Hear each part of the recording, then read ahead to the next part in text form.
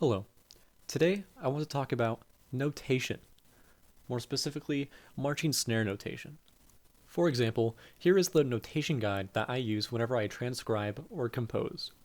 Although most notation will be consistent from one sheet music to the next, notation is subjective. However, there are common notation mistakes that actively hinder the reader. The first two examples come from the Genesis 2019 audition packet. Here's an exercise called Paradiddle Diddle Builder, which is an exercise to build a paradiddle diddle. Although it is a simple exercise, the notation makes the exercise extremely hard to read. The issue is that for each note that has a sticking, it actually has two stickings in the same line, one for the first playthrough and one for the repeat. For example, let's look at the first beat. At a glance, I would have no clue how to play this, especially if I was new to percussion. Here's what the notation is trying to convey.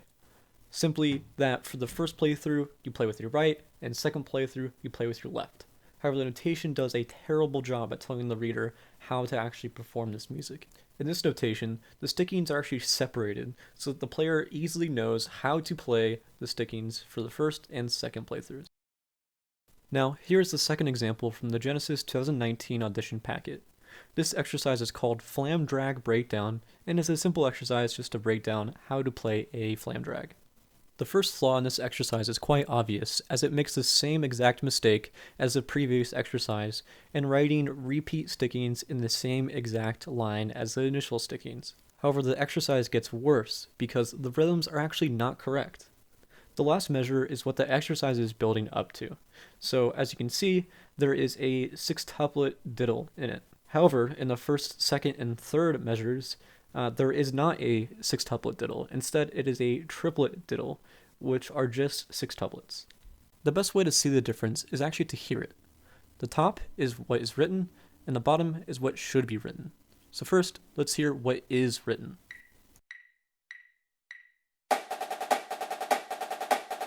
Now, for what should be written.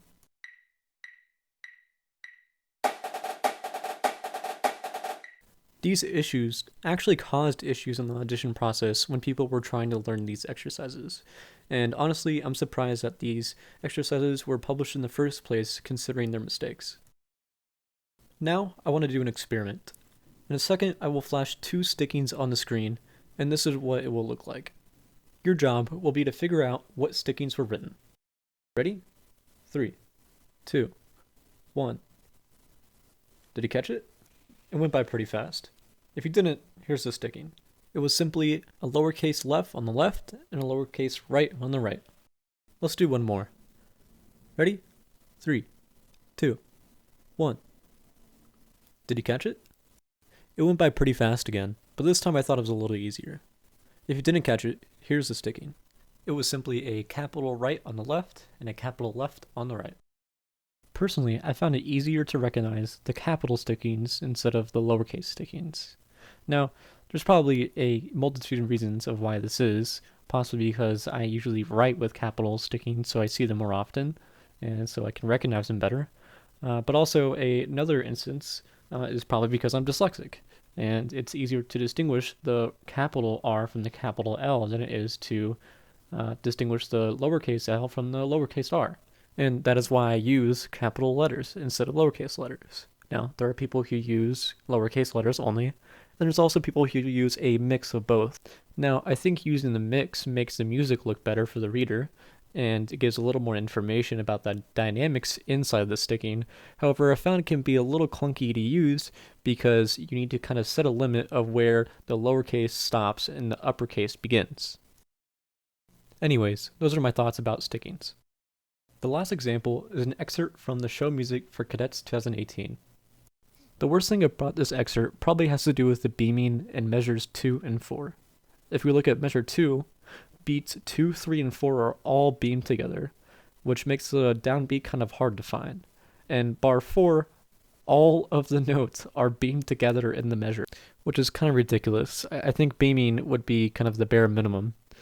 But to talk about kind of some more subjective notation things, in the first measure, personally, I would add some tenuto or accents to the crescendo. And then in bars 4 and 5, I would change the ratio for the triplets just to a number 3.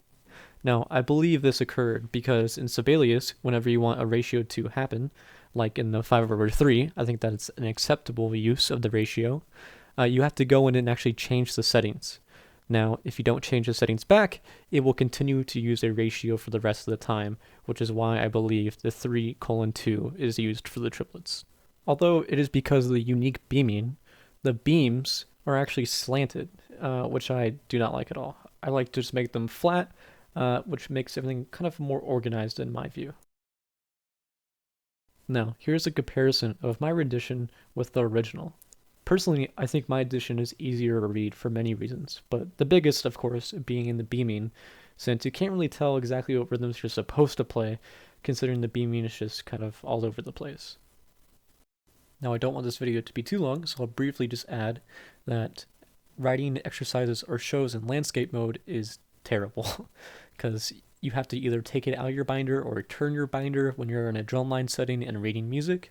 And then when an exercise is given in a audition packet, usually it's given in a score format. Now, why it's good to look at other parts and how that fits in with your part, I think that's actually great. A score should be included. However, an exercise that may span one page if it was written as a single part now spans many pages if it's written as a score. So ideally, a audition packet should have the score, but also the parts individually. In short, spend time on notation. It is important.